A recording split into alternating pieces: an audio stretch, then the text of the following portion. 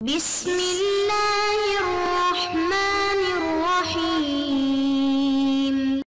اعوذ باللہ من الشیطان اللعین الرجیم بسم اللہ الرحمن الرحیم وبہ نستعین وہو خیر ناصر ومعین الحمد للہ رب العالمین وصلی اللہ علی محمد وآلہ الطیبین الطاہرین۔ ہماری گفتگو کتاب المقاصد کے دوسرے حصے کتاب البیع کے مباحث میں جاری ہے، اور آج کے درس کا عنوان مادے کے لحاظ سے الفاظ کی بحث کے درواقع یہ بھی ابھی وہ مقدمہ ہے جو آگے بڑھ رہا ہے۔ اس سلسلے میں ابھی ہم الفاظ کی تفصیلی بحث میں نہیں جا رہے کہ الفاظ کون سے ہونے چاہیے، لیکن مادے کے لحاظ سے الفاظ کی یہ جو بحث ہے، کچھ مقدماتی گفتگو کے چند سلسلوں میں درسوں میں ہماری یہ گفتگو آگے بڑھے گی۔ اس سلسلے میں آج کے ہمارے اس درس کے اہم مطالب میں سے ایک مطلب الفاظ کے صریح ہونے کی شرط کے بارے میں گفتگو ہے کہ آیا الفاظ کا صریح ہونا ضروری ہے یا ضروری نہیں ہے۔ پھر مذکورہ نظر پر جو شواہد کا بیان ہے کہ بعض بزرگان کے کلمات شیخ بیان کرتے ہیں کہ جو الفاظ کو صریح طور پر جانتے ہیں، شرط جانتے ہیں، اور پھر اس پر شیخ شواہد لے آتے ہیں، اور شیخ کی نظر میں مطلق لفظ کا صحیح قرار پانا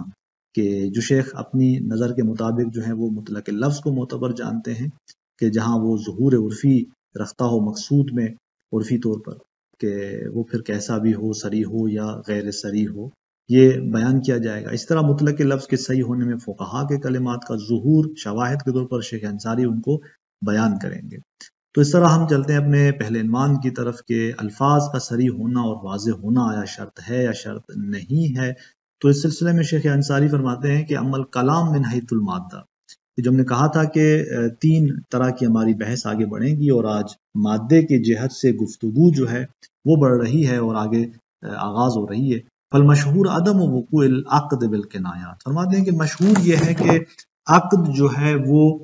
کنایات سے واقع نہیں ہوتا، عقد واقع نہیں ہوگا، یعنی ایسے الفاظ کے جو کنائی ہوں آپ ان کو استعمال کریں، بیتو کی جگہ آپ نقل تو استعمال کریں، جعل تو استعمال کریں۔ فرماتے ہیں کہ ایسے الفاظ سے جو ہے وہ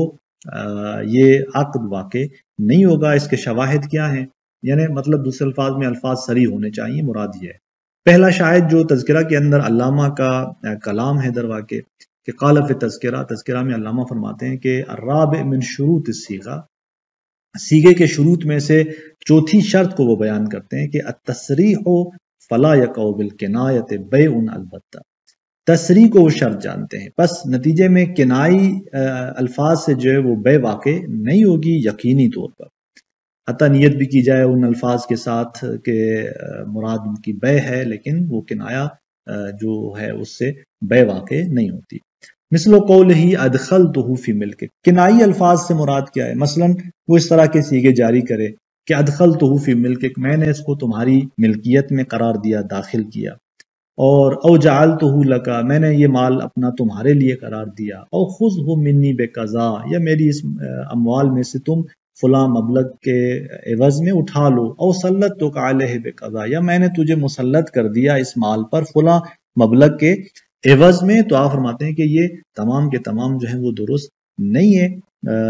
اس بزرگوار کی نظر میں، علامہ کی نظر میں یہ کلمات جو ہیں وہ کنائی ہیں، ان سے بیع واقع نہیں ہوگی، چونکہ تمام ان موارد کے اندر آپ دیکھیں کہ جہاں ادخال در ملک مشتری کی بات ہے یا تسلیط کی بات ہے، یہ تمام وہ ہیں کہ جو لوازمات بیع میں سے ہیں۔ بیع انجام پاتی ہے تو اس کے لوازمات میں یہ ہوتا ہے کہ ملکیت مشتری کے اس مال میں ملکیت میں داخل ہو جاتا ہے، وہ مال ملک مشتری میں، وہ مبی داخل ہو جاتی ہے اس کی ملکیت میں، اس طرح وہ مسلط ہو جاتا ہے بائع کے اس مال پر، وہ مبی پر۔ تو یوں یہ تو یعنی اس لوازمات بیع میں سے یہاں لازم کو ذکر کیا جا رہا ہے اور لازم سے ملزوم کا ارادہ کیا جا رہا ہے۔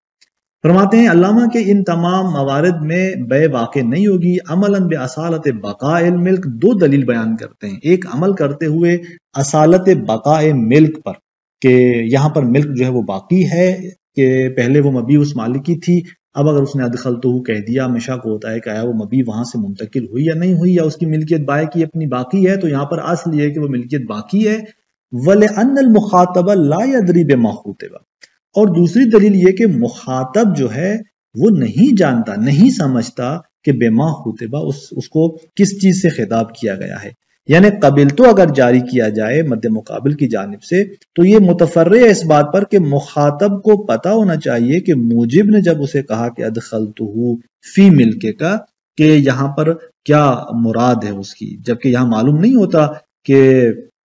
یہ آیا مراد بے ہے یا مثلا جو ہے اس سے مراد ہبہ ہے، چونکہ یہ وہ تمام موارد ہیں جس میں لازم سے استفادہ کیا جا رہا ہے اور لازم عام ہوتا ہے، لازم عام سے استفادہ کیا جا رہا ہے اور لازم عام سے اخص کا اس بات نہیں کیا جا سکتا، تو لہذا یہ لازم عام بے سے بھی سازگار ہے، مطابقت رکھتا ہے، صلح اور ہبے سے بھی مطابقت رکھتا ہے، تو لہذا مخاطب کے لیے واضح نہیں ہوتا کہ وہ کس چیز سے مورد خطاب ہے، قبل تو جاری کرے تو کس کے لیے، بے کے لیے یا کسی اور چیز کے لیے۔ اسی طرح ایک اور شاہد وزاد فی غایت المراد کے شہید اول نے غایت المراد کے اندر کہ یہ اس نقطے اضافہ کیا ہے علی الامثلہ ان مذکورہ مثالوں پر، مثل قولہ اپنے اس قول کو کہ اس یعنی اس شخص کے اس قول کو اگر وہ یہ کہتا ہے کہ آتیتک ہو بقضا، میں تجھے یہ مال عطا کرتا ہوں فلاں مبلغ کے عوض، او تسلط علیہ بقضا، یا تم مسلط ہو جاؤ اس پر امر کی صورت میں وہ کہتا ہے۔ تو یوں آپ فرماتے ہیں کہ یعنی اگر یہ دو مثالیں بھی انہوں نے اضافہ کر دی کہ اس طرح کی صورت میں وہ جو ہے بے منعقد نہیں ہوتی۔ اور اس طرح دوسرا شاہد یہاں پر بیان کرتے ہیں بعض محققین کا کلام، بلکہ تیسرا شاہد ہوگا کیونکہ اگر ہم شہید اول کی اس زیادہ دو مثالوں کو جو ہم نے اضافہ کیا اس کو لیتے ہیں تو اس کے ساتھ یہ تیسرا شاہد ہوگا۔ بہرحال یہ ایک اور شاہد ہے جو بعض محققین کے کلام سے روشن ہے، اور وہ کیا فرماتے ہیں کہ وَرُبَّمَا یبدل ھذا باشتراط الحقیقت فی الصیغہ، کہ چہ بسا اسی کو تبدیل کیا جاتا ہے، اسی کو یعنی کس کو، یعنی تصریح کی شرطیت کو تبدیل کیا جاتا ہے اس سے کہ حقیقت صیغے میں ان الفاظ کی حقیقت کو شرط جانا جاتا ہے، صیغے میں وہ الفاظ حقیقت رکھتے ہوں یہ شرط ہے، انہی تعبیرات کو لایا جاتا ہے کس کی جگہ پر کہ وہ آ کر یہ کہیں کہ مثلا الفاظ کو صریح ہونا چاہیے، اس کی جگہ وہ یہ آ کر کہتے ہیں، اس کے بدلے میں یہ آ کر کہتے ہیں کہ وہ الفاظ یعنی اس صیغے میں حقیقت رکھتے ہیں، اس عقد کے حوالے سے وہ الفاظ جو ہے وہ دلالت مطابقی کے طور پر اس مبادلۃ مال بے مال پر دلالت کرتے ہوں، تو لہذا فلا ینعقد بالمجاز، یعنی یہ کہتے ہیں کہ پس الفاظ حقیقی ہونے چاہیے اس عقد کے معنی کے سلسلے میں، اور یہاں پس مجازات سے جو ہے وہ یہ عقد منعقد ہونے والا نہیں ہے۔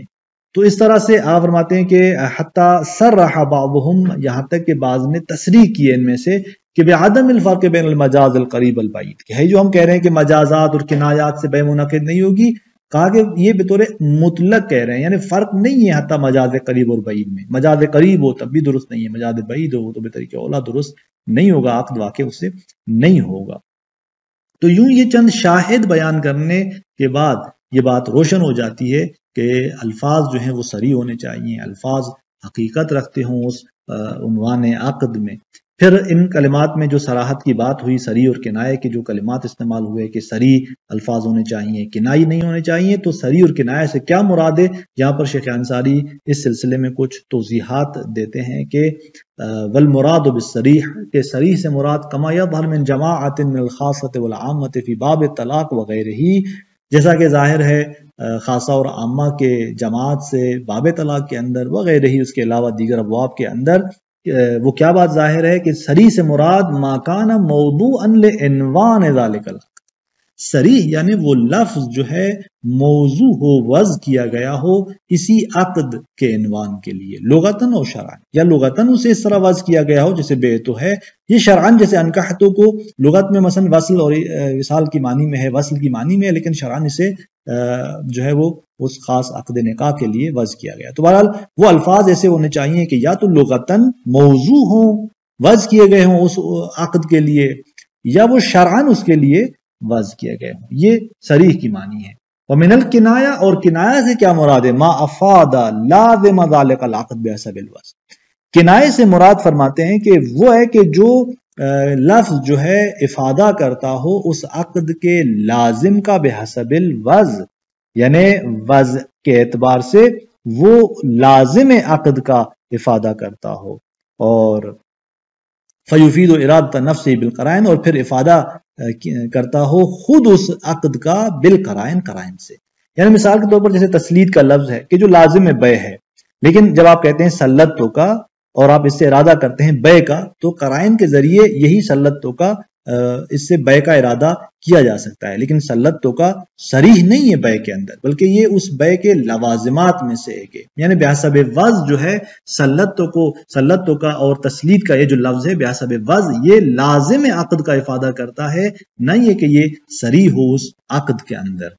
اور پھر فرماتے ہیں کہ قرائن خود دو قسم کے ہیں، وَيَعْلَى قِسْمَيْنِ عِنْدَهُمْ، ان بزرگان کے نزدیک قرائن دو قسم کے ہیں، جلی ہیں بعض خفی ہیں، کچھ قرائن آشکار واضح ہیں مطلوب اور مقصود پر دلالت کرنے میں، اور کچھ جو ہیں وہ اس طرح روشن اور واضح نہیں ہوتے۔ تو بہرحال کنایہ سے مراد یعنی وہ الفاظ جو اس عقد کے لوازم کا معنی دیتے ہوں بحسب الوضع، اور قرائن کے ذریعے اس عقد کا ان سے ارادہ کیا جاتا ہو، اور اس طرح یہ صریح اور کنایہ کا معنی ہمارے لیے روشن ہوتا ہے۔ اور پھر فرماتے ہیں کہ کنائی اور مجازی الفاظ کے متعلق جو خود شیخ انصاری کی نظر ہے وہ آگے یہاں پر بیان کرتے ہیں کہ آیا ہماری نقطۂ نظر کے مطابق جو ہے وہ کنائی اور مجازی الفاظ سے استفادہ کیا جا سکتا ہے یا نہیں۔ فرماتے ہیں کہ والذی یظہر من النصوص المتفرقہ فی ابواب العقود اللازم، وہ بات کہ جو ظاہر ہے نصوص سے، کہ جو نصوص پھیلی ہوئی ہیں ابواب عقود لازمہ کے اندر، اور اسی طرح وہ بات جو ظاہر ہے فتاوا سے، بزرگان کی فتاوا سے، المتعرضۃ لصیغھا، وہ تمام فتاوا کے جو ان عقود لازمہ کے سیغوں کو بحث کر رہی ہوتی ہیں، ان کو بیان کر رہی ہوتی ہیں، اور اس سلسلے میں وہ شرائط وغیرہ کو بیان کر رہی ہوتی ہیں، ان سے ظاہر کیا ہے؟ فی البیع، بے کے اندر، بقول مطلق، والذی یظہر من النصوص والفتاوا فی البیع بقول مطلق، یعنی بے کے اندر مطلقہ طور پہ تمام اس کی انواع کے اندر، وہ فی بعض انواعہ، اور اس بے کی بعض انواع کے اندر،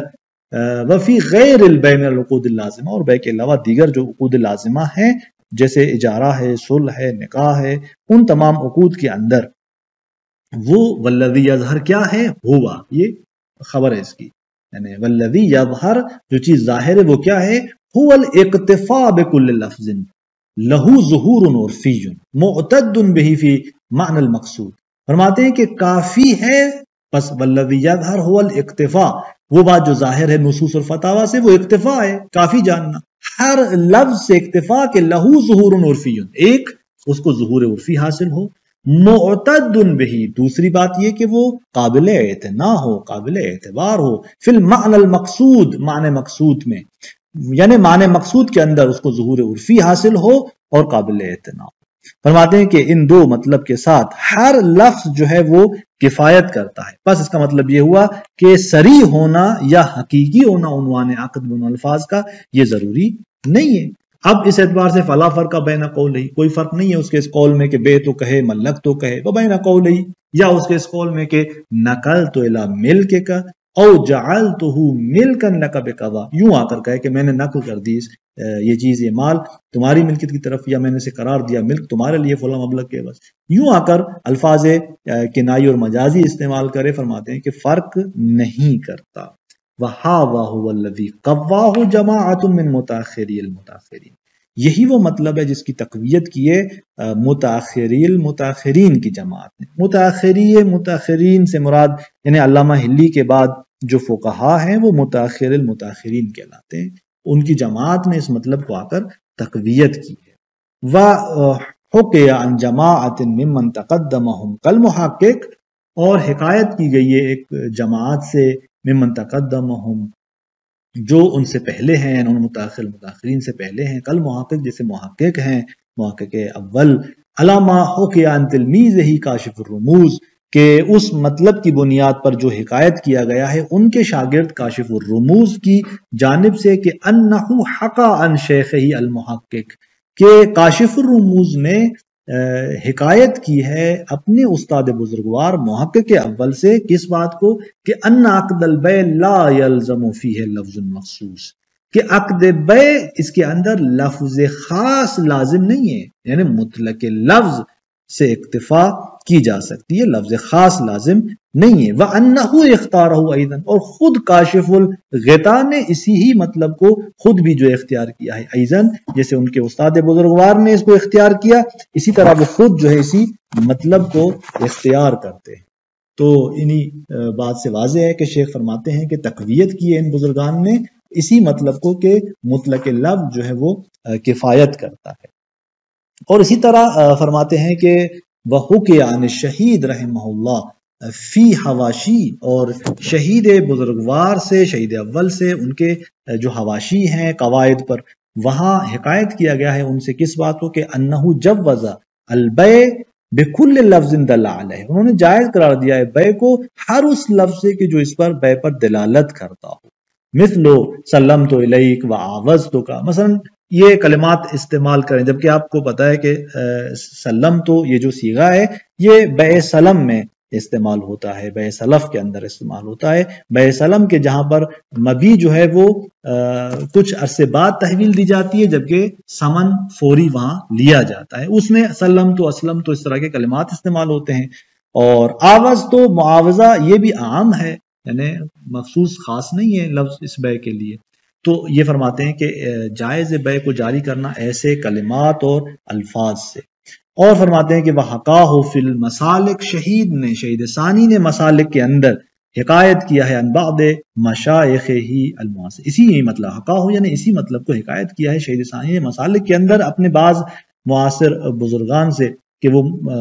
جو ہے بیع کے اندر یعنی کسی بھی لفظ کو جو بیع پر دلالت کرتا ہو اسے جائز جانتے ہیں۔ بل هو ظاہر العلامہ فی التحریر، بلکہ فرماتے ہیں کہ علامہ کا تحریر میں بھی جو ہے یہی مطلب ظاہر ہے ان سے، حیث قال، جب وہ فرماتے ہیں کہ ان الایجاب اللفظ الدال علی النقل، ایجاب کیا ہے؟ وہ لفظ جو نقل پر دلالت کرتا ہو، مثل بعتک او ملکتک او ما یقوم مقامہ، یا مثلا جو ان کے قائم مقام ہو۔ تو علامہ کی اس عبارت سے کہ جب انہوں نے کہا کہ او ما یقوم مقامہما، ظاہر کیا ہے؟ ظاہر یہی ہے کہ بیعتو کا و ملکتو کا جو ظہور رکھتے ہیں یہ کلمات جاری ہوں، چاہے وہ لفظ وہ الفاظ جو بیع پر دلالت کرتے ہیں لیکن اس معنی میں ظہور نہیں رکھتے، تو وہ بھی کافی ہیں اس بیع کے حوالے سے۔ وَنَحْوُهُ الْمَحْكِي عَنِ التَّبْصَرَةِ، فرماتے ہیں کہ اسی ہی طرح ہے وہ بات جو حکایت ہوئی ہے تبصرہ سے، یعنی علامہ کی کتاب سے تبصرہ، والارشاد، اور اس طرح علامہ کی کتاب ارشاد سے جو بات حکایت ہوئی ہے وہ بھی اسی طرح سے ہے۔ وشرح ہی، اور اسی طرح اس کی جو شرح ہے کہ البتہ بعض نے شرح ہی سے مراد شرح ارشاد لی ہے، لفخر الاسلام، فخر محققین فخر الدین کی جو انہوں نے شرح کی ہے کہ البتہ شرح سے مراد ہی سے مراد کیا ہے، بعض نے کہا شرح ارشاد مد نظر ہے، بعض نے کہا نہیں شرح ارشاد یہاں مراد نہیں ہے بلکہ یہ جو ہے شرح قواعد مد نظر ہے وہ مقصود ہے۔ بہرحال جو علامہ کی اس کتاب کی شرح ہے، اب چاہے ارشاد یا قواعد، موقع کے فخر الدین نے جو شرح کی ہے اس سے بھی جو محکی ہے وہ یہی مطلب ہے۔ تو اس طرح انہی بیانات سے جو بات روشن ہوتی ہے وہ یہ ہوتی ہے کہ یعنی ان عقود کے اندر، خصوص بیع کے اندر جو ہے مطلق لفظ کفایت کرتا ہے، اور شیخ انصاری ان تمام فقہا کے کلمات سے اس مطلب کو بیان کرتے ہیں۔ اسی طرح علامہ کا پھر علامہ کے کلام پر شیخ انصاری کا تبصرہ اور کچھ اور جو ہیں نکات ہیں اس سلسلے میں کہ بیع کے علاوہ بھی جو ہیں دیگر فقہا کے کلمات کس بات میں ظہور رکھتے ہیں، اگلے درس کے اندر ہم انشاءاللہ اس کو بیان کرتے ہیں۔ السلام علیکم ورحمۃ اللہ وبرکاتہ۔